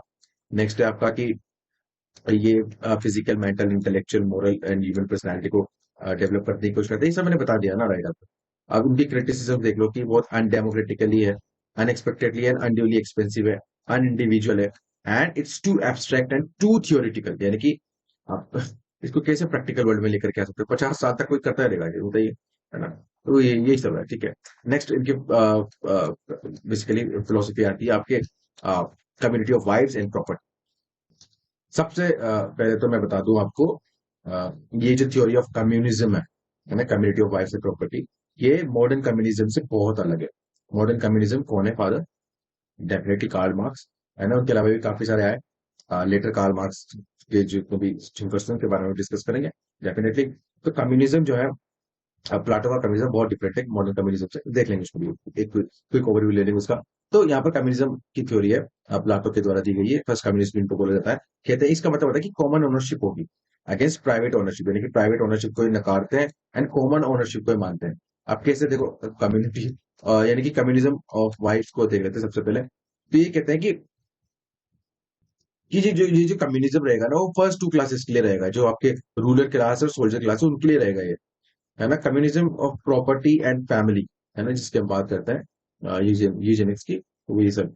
तो रूलर रूलर जो होंगे वो married by their discretion only in other two classes, यानी कि वो अपनी मर्जी से शादी कर सकते हैं, लेकिन अपनी प्रॉपर्टी को ऑन नहीं कर सकते। जो टॉप ये वाली जो, देखो, ये जो दो क्लासेस हैं बेसिकली, ये प्रॉपर्टी ओन नहीं कर सकती है। ठीक है, तो वो करप्शन वाला फैक्टर यहाँ पर उसने एलिमिनेट कर दिया। ओके, सो इसको बोलते हैं कम्युनिज्म ऑफ वाइफ्स या कम्युनिज्म ऑफ फैमिली बोल लो इसको आप, है ना। तो I prefer to communism of family because इसके अंदर सिर्फ वाइफ्स नहीं आती है, चिल्ड्रंस वगैरह सब आते हैं। तो इसका मतलब होता है कि अगर देखो वाइफ्स मतलब यहाँ पर है बेसिकली इंस्टीट्यूशन ऑफ मैरिज की बात कर रहे हैं, तो marriage under the state control रहेगा। मैरिज जो रहेगी स्टेट करवाएगा आपकी, ठीक है, रिमेंबर दिस। तो इसमें क्या है कि जो फैमिली है ना, बेसिकली प्लाटो क्या बिलीव रखते हैं कि जो फैमिली होती है वो इविल होती है। क्यों? क्योंकि इट प्रमोट्स करप्शन। सब लोग चाहते हैं कि इनकी फैमिली फैमिली को जो है खुश रखें, बहुत कुछ ला करके दे, सुविधाएं दे पूरी दुनिया भर की, है ना। तभी तो वो इंसान करप्शन करता है, राइट। ओके, अच्छा, इनका एक और कॉन्सेप्ट है यहाँ पर जो ये बेसिकली बोलते हैं, ये बायोलॉजिकल मेटिंग जो इनकी हम बात करते हैं, मेट करना। ठीक है, the for the production, the reproduction process. ठीक है, तो ये कहते हैं कि जो बेस्ट माइंड्स रहेंगे ना उन्हीं का मेट करवाएंगे ताकि बेस्ट पीपल ही जो है जन्मे। ठीक है, तो ये इनका एक आइडिया था, यानी कि बेस्ट मेल होगा, बेस्ट फीमेल होगी, और जो इनका मेटिंग कराएंगे उससे जो बेसिकली प्रोक्रिएशन होगा, जो बच्चा जन्मेगा he is the best already. ठीक है, तो उसका माइंड अच्छा होगा, सोसाइटी के लिए अच्छा होगा, वेलफेयर स्टेट या फिर आइडियल स्टेट के लिए अच्छा रहेगा। सो this is the communism of family. Communism of property देख लो, तो कम्युनिज्म ऑफ प्रॉपर्टी में रहेगा कि प्राइवेट प्रॉपर्टी जो रहेगी is the source of competition, है ना। तो प्राइवेट प्रॉपर्टी जो रहेगी is the source of charity. Private property जो रहेगी आपके वो with respect to the society रहेगी, सोसाइटी का रहेगा as all. And Plato, so overall देखो यहाँ समझो कि जो प्रॉपर्टी है ना वो किसके पास रहेगी? स्टेट के पास रहेगी, यानी कि कोई ओन नहीं करेगा इसको, राइट। स्पेशली ये जो दो क्लासेस है ना, स्पेशली। तो बात करते हैं अब इसको काफी ज्यादा क्या किया गया। अच्छा, पहले इसके पहले ये स्लाइड देख लो कि प्लाटोस कम्युनिज्म टेक्स्ट फॉर्म की प्रोहिबिशन ऑफ प्राइवेट प्रॉपर्टी होगा, डेफिनेटली होगा, है ना। जहाँ पर land, money, houses, rulers, auxiliaries को ये बेसिकली अलाउ नहीं होगा। ठीक है, तो वो बैरक्स में रहेंगे और कॉमन कम्युनिटी मेस में खाना खाएंगे टेबल्स पर, है ना। Abolition of permanent monogamous sexual relationship, ये बात करते हैं कि ये जो रेगुलेटेड ब्रीडिंग की मैंने बात कही ना कि at the behest of the rulers, तो वो ही बेस्ट पॉसिबल ऑफस्प्रिंग को लेकर के आ सकता है, ये इनका मानना था। तो ये दो तरह की कम्युनिज्म थी, is applied on the rulers and the auxiliaries called by the guardians, जिनकी गार्जियंस होते बाय द प्लाटो। ठीक है, तो हम यहाँ पे बात करते हैं कि जो बेसिकली मॉडर्न, देखो इसके पहले ये देख लो कि इसको बेसिकली राइट क्रिटिसिज्म इसका दिया गया बाय द एरिस्टोटल। उन्होंने कहा कि जो रेमेडी इसमें की गई है वो वर्स देन द डिसीज है, यानी कि इस तरीके का अगर कोई इश्यू आता भी है तो कम्युनिज्म से वो ज्यादा खराब हो जाएगा इस तरीके के सिस्टम से। अब दूसरा है स्टेट को, स्टेट को क्या मतलब है, स्टेट क्यों डिसाइड करे किसी की मैरिज को, है ना। तो ये तो पॉसिबल स्टेट कंट्रोल ब्रीडिंग पे ही लेके चले के बात है ना। तो किसी के वंस की लाइफ में इतना ज्यादा नहीं हो सकता क्योंकि ये इमोशनल चीज है, इमोशन से कनेक्टेड हो जाती है। थर्ड बात की कि एक्सट्रीमली क्रिटिकल है प्लाटो की कम्युनिज्म ऑफ फैमिली के। अब अपन तो बहुत मानते हैं कि ये बहुत ही रेवोल्यूशनरी है, रेडिकल, बट अरिस्टोटल कहते हैं कि बहुत ही कंजर्वेटिव। अब ये क्विक व्यू ले लो कि जो प्लाटो का मार्क्सिज्म है, कम्युनिज्म है, और मार्क्स का कम्युनिज्म है, कि प्लाटो के कम्युनिज्म में जो है पॉलिटिकल ऑब्जेक्टिव है, इकोनॉमिक सॉल्यूशन है और पॉलिटिकल एलिमेंट है। मार्क्स के कम्युनिज्म में इकोनॉमिक ऑब्जेक्टिव है, पॉलिटिकल सॉल्यूशन है और इकोनॉमिक एलिमेंट है। प्लाटो कम्युनिज्म जो है वो लिमिटेड है सिर्फ दो क्लासेस के लिए, रूलर्स और ऑक्सिलरीज, है ना। लेकिन मार्क्स का कम्युनिज्म तो सब पे होता है, ओवरऑल, है ना, यूनिवर्सल थिंग है तो, है ना, विदाउट एनी डिफरेंशिएशन सब पे होता है। प्लाटो का जो बेसिस है कम्युनिज्म का, वो material is a material temptation, कि मटेरियलिटी की तरफ ना जाए लोग, इसलिए इसका नेचर इंडिविजुअलिस्टिक है। लेकिन मार्क्स कैसा नहीं है, मार्क्स का तो जो है कि marks basis the growth of social levels, कि भाई लोग आप पे जुल्म कर रहे हैं, ये लोग मटेरियलिस्ट वर्ल्ड कैपिटलिस्ट, उसके खिलाफ जन्माई है कम्युनिज्म इनका। ठीक है, तो which result from the accumulation of the private property, ठीक है, तभी कैपिटलिज्म है, इसको खत्म करने की बात की है। ओके, ठीक है, ये जो क्रिटिसिज्म है वो मैंने आपको पहले ही बता दिया, अरिस्टोटल ने किया है क्रिटिसिज्म, है ना। Okay, so too idealistic, too utopian है। ठीक है, सो अभी क्वेश्चन आता है कि प्लाटो क्या कम्युनिस्ट था क्या। ठीक है, तो आप इस सबको मैथड जो ऊपर मैंने आपको बताया ऊपर, ये सब देख करके कर सकते हो, राइट, आंसर लिख सकते हो ना। तो चलो, अगर आप चाहें तो आंसर लिख सकते हो इसका, एंड टेलीग्राम ग्रुप में सेंड कर देना, I will check and we will start peer reviewing. ठीक है, पीयर रिव्यूइंग स्टार्ट कर सकते हैं। मुझे बताओ आप, अगर आप पीयर रिव्यू चाहते हैं, आंसर राइटिंग प्रैक्टिस चाहते हैं, तो I am open to that. Okay, बात करते हैं पॉलिटिकल फिलोसफी में, theory of philosopher king. Okay, so start करते हैं। देखो, चाहे तो आप ब्रेक ले सकते हैं, हम ब्रेक के बाद आकर के फिर से कंटिन्यू कर सकते हैं, लेकिन मैं एक ही लेक्चर में इसको कंप्लीट कर, एक ही लेक्चर में जो है कंप्लीट कराने की ट्राई कर रहा हूँ। ओके, सो देखो, इसमें सबसे पहली बात बताता हूँ कि फिलोसोफर जो होते हैं वो क्यों रूल करें। सबसे पहले कि वो बहुत काम होते हैं, वो सेल्फिश नहीं होते हैं, है ना।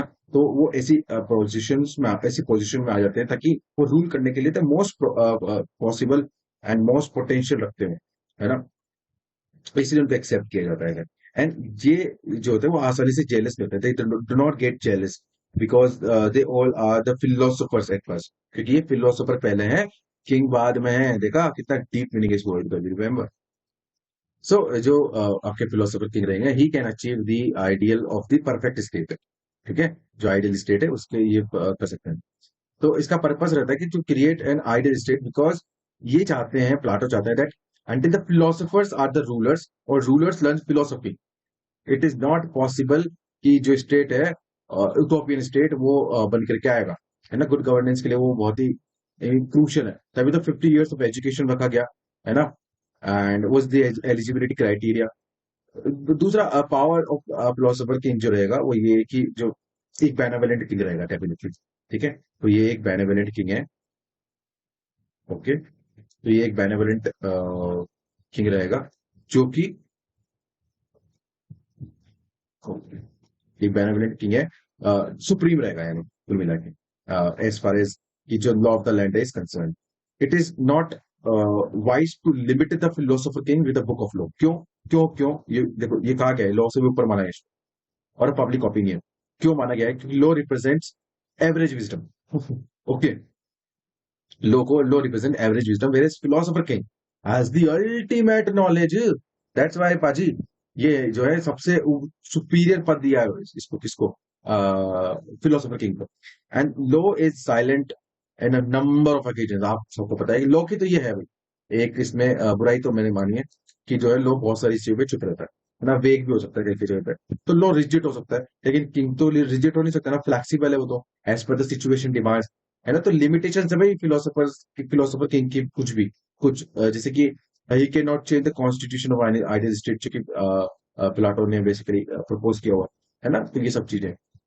अच्छा, अब ये यहाँ पर जैसे स्लाइड में लिख रखा है ना कि 3 स्टेजेस में ये इस तरीके का आइडियल स्टेट बनेगा, हेल्दी स्टेट, लग्जरी स्टेट और ऑक्सिलरीज का जो स्टेट है। देखो ऐसा नहीं है, मैंने समझा चुका हूँ, ये द सिटी ऑफ फिक्स हमने बात करी थी, ठीक है, ग्लाकोन की, ठीक है, ग्लाकोन की हमने बात करी थी उसमें। फिर एक परफेक्ट हार्मोनियस स्टेट की बात की थी, आइडियल स्टेट की, प्लाटो ने, ठीक है। तो उसके पहले ग्लाकोन ने द सिटी ऑफ फिक्स की बात की थी, जो कि मोरलेस सोशल ग्रुपिंग है, where men can get together the principle of division of labor और specialization to meet their material need। लेकिन ऐसा नहीं है, फिर उससे दूसरा हट करके एक हेल्दी स्टेट बनाया जाता है, ठीक है। उसके बाद आता है आपका जो ऑक्सिलरीज है उसका जस्ट स्टेट, ठीक है। तो ये सब मैं आपको पहले समझा चुका हूँ, ठीक है, तो रिपीट करने की कोई जरूरत है नहीं है।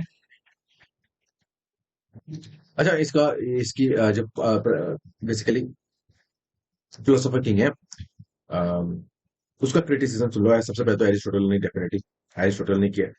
एरिस्टोटल कहता है कि भाई, प्लाटो जो है उन्होंने गुड को सेक्रीफाइस कर दिया फॉर द बेस्ट, बेस्ट लाने के चक्कर में गुड को ही सेक्रीफाइस कर दिया, क्योंकि बेस्ट जो है वो तो अनअचीवेबल है ना, कि फिलोसोफर किंग को लेकर के आना इस तरीके से बहुत ही अनअचीवेबल है।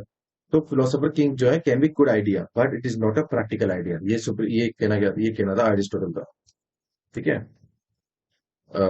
नेक्स्ट बात करते हैं कि प्लाटो ने खुद भी ये रियलाइज किया definitely in the later later period of his life, कि जो इसकी प्रैक्टिकलिटीज है, इनके आइडियाज की, इनको मॉडिफाई करने की, इनके ओपिनियंस की, है ना, इसको फिर रीस्टेब्लिश किया गया and the supremacy of the rule of law लेकर के आए इन द लॉस में, ठीक है। तभी तो हम लॉस को क्या मानते हैं, लॉस को तभी तो हम इसका मेच्योर वर्क मानते हैं, ठीक है। रिपब्लिक इनका यंग वर्क है, रिपब्लिक इनका यंग वर्ग में, ठीक है। तो इसमें कह दिया उन्होंने कि भाई जो है फिलोसफर किंग सबसे महान, तो फिर लोग प्लाटो के कहा नहीं नहीं भी ऐसा नहीं है, प्रैक्टिकल नहीं है, तो जो है rule of the land prevails, yes, okay.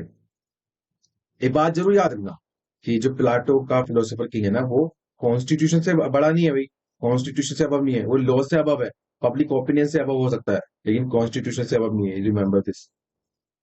अच्छा, एक आर्ग्यूमेंट है कार्ल पॉपर का, इनकी जो बुक है the open society and it's enemies में, इन्होंने कंडेम किया प्लाटो को, इन्होंने कंडेम किया प्लाटो को, पोपर्स क्रिटिसिज्म है, पोपर का क्रिटिसिज्म है प्लाटो को लेकर के, कि basically is the enemy of the open society, ठीक है। कि जो प्लाटो है वो इस तरीके की सोसाइटी बना करके, क्लोज सोसाइटी करके बनाना चाहते हैं, एंड यस क्लोज सिस्टम बनाना चाहते हैं, विच इज नॉट डिपेंडेंट ना idealistic reproduction of the tribalism of the past, जो पहले के ट्राइबलिज्म होते थे, उस तरीके का एक सिस्टम लेकर के आना चाहते हैं। लेकिन अब देखो सुनो, यहाँ पर एक और पर्सन होते हैं, उनका नाम है लेविंसन, ठीक है। लेविंसन, उन्होंने एक बात कही, उन्होंने डिफेंड किया प्लाटो को यहाँ पर, यस, अगेंस्ट दी पोपर, कार्ल पॉपर के खिलाफ जाकर के उन्होंने डिफेंड किया। क्योंकि इन्होंने कहा कि देखो भाई, पहली पहली चीज ये है कि बहुत टाइम डिफरेंस है कार्ल पॉपर के टाइम में एंड प्लाटो के टाइम में, ठीक है। दूसरा कहा कि प्लाटो का बहुत हाई रिगार्ड है फॉर द रीजन, है ना। लेकिन अगर आप इनको फैसिस्ट कहना चाहते हैं तो गलत है, क्यों, क्योंकि फैसिस्ट जो होते हैं वो इरेशनल होते हैं, ठीक है। इस तरह की बातें की गई। तीसरी बात उन्होंने कहा, लेविंसन ने, कि प्लाटो की जो पॉलिटिक्स है वो एथिक्स से सेपरेट हो ही नहीं सकती भाई, इनसेपरेबल है। तो इस तरीके की चीजें ला करके वो एथिक्स को भी इंक्लूड करना चाहते हैं इसके अंदर, ठीक है। ओके, तीन बात ही होगी। चौथी बात है कि इनकी जो पॉलिटिक्स है वो नॉट प्योरली पावर पॉलिटिक्स है, जैसे कि पॉपर अंडरस्टैंड करता है, यानी कि आज के टाइम पीरियड में, तो पावर पॉलिटिक्स नहीं है इनका। नेक्स्ट कंसर्न, इनका जो प्लाटो का मेन कंसर्न है, लेविंसन बोलते हैं कि वेलफेयर ऑफ ऑल पीपल है, अनलाइक द फासिस्ट।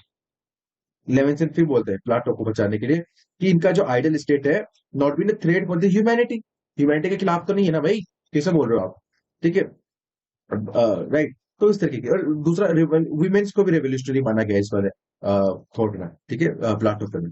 तो ये सब चीजें से बोलते सेकंड सेकंड आती है, सेकंड सेकंड क्रिटिसिज्म आता है justifying the authoritarianism and totalitarianism. See Karl Popper, फिर से कार्ल पॉपर।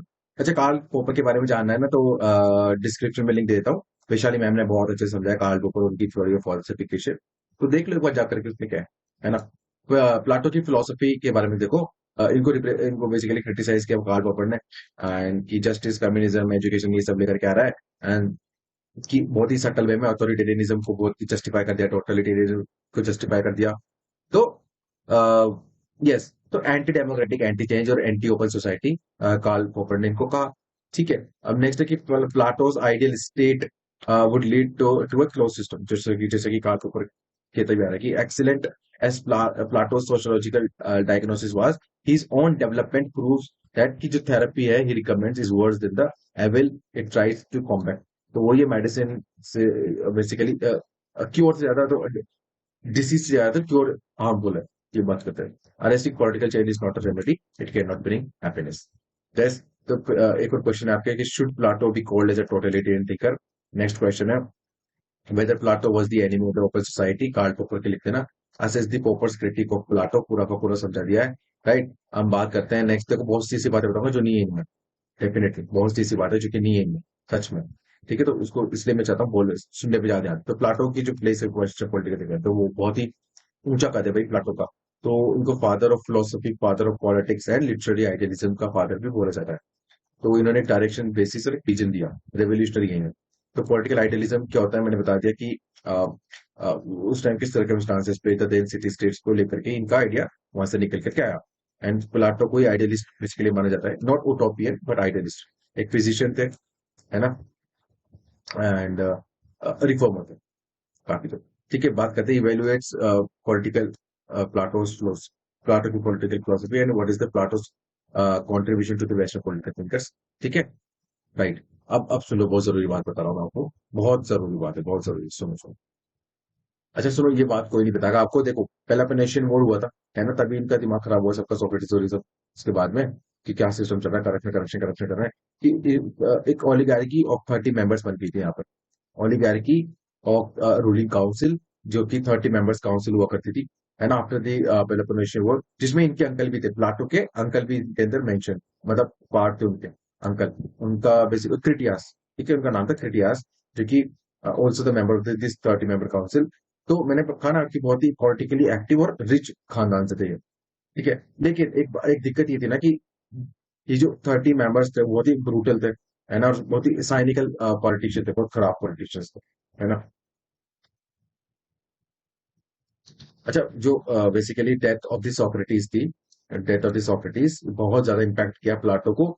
इन्होंने कहा कि जो मैनकाइंड है, mankind trouble will never cease, जब तक कि या तो एक ट्रू और जेन्युइन फिलोसोफर पॉलिटिकल पावर को अचीव नहीं कर लेता, या फिर कोई ऐसा सिस्टम आए जिससे प्रोविडेंस एंड नॉलेज, ये सब डिस्पेंसेशन किया जाए जो रूलर्स ऑफ द स्टेट है ना, ताकि वो एक जेन्युइन फिलोसोफर बन सके। ओके, एंड जो सोफिस्टा थ्रेसिमेकस, उनका जो पॉलिटिकल अमोरलिज्म था, है ना, जस्टिस इज द पावर, जो स्ट्रॉन्गर इंटरेस्ट होता है वो सब, तो वो मैंने बता ही दिया आपको, राइट। अच्छा, एक लाइन और जरूर लिखो, इसमें लिखनी है मैंने, ताकि आप उसको लिखे नोट्स में। ये बिलीव करते थे बेसिकली कौन, Thrasymachus, he believes that injustice is preferable to justice because the justice involves the acceptance of the restrictions. Injustice ये नहीं कहता कि भाई रेस्ट्रिक्शन एक्सेप्ट कर रहा नहीं कर रहा भाई, तो वो सब था। थ्रेसिमेकस उसी के साथ था, एंड सोक्रेटिस और प्लाटो उसी के। अच्छा ब्रो देखो, अभी भी बहुत चीजें हैं जो कि मैं प्लाटो से तो कितनी बातें बता सकता हूँ आपको, ठीक है, और 1 घंटा ले लो चाहे, लेकिन मुझे नहीं लगता उसकी जरूरत पड़ेगी। जितना भी हो सकता है प्लाटो से रिलेटेड सब बता दिया मैंने आज आपको। पूरा प्लाटो आपके इस 1 घंटे 1.5 घंटे में कवर मैंने यहाँ पे करा दिया है। बहुत मेहनत लगी है, बहुत बहुत बहुत बहुत मेहनत लगी है। Please do do do like and do subscribe IAS marathon. बहुत सारी चीजें लेकर के आने वाले हैं आपके लिए, पूरा कोर्स कंप्लीट कराएंगे यूजीसी नेट का, आपका सपोर्ट चाहिए बस, ठीक है। तो मिलते हैं अगले लेसन में, जब तक के लिए stay tuned, keep watching, keep sharing and have a nice day.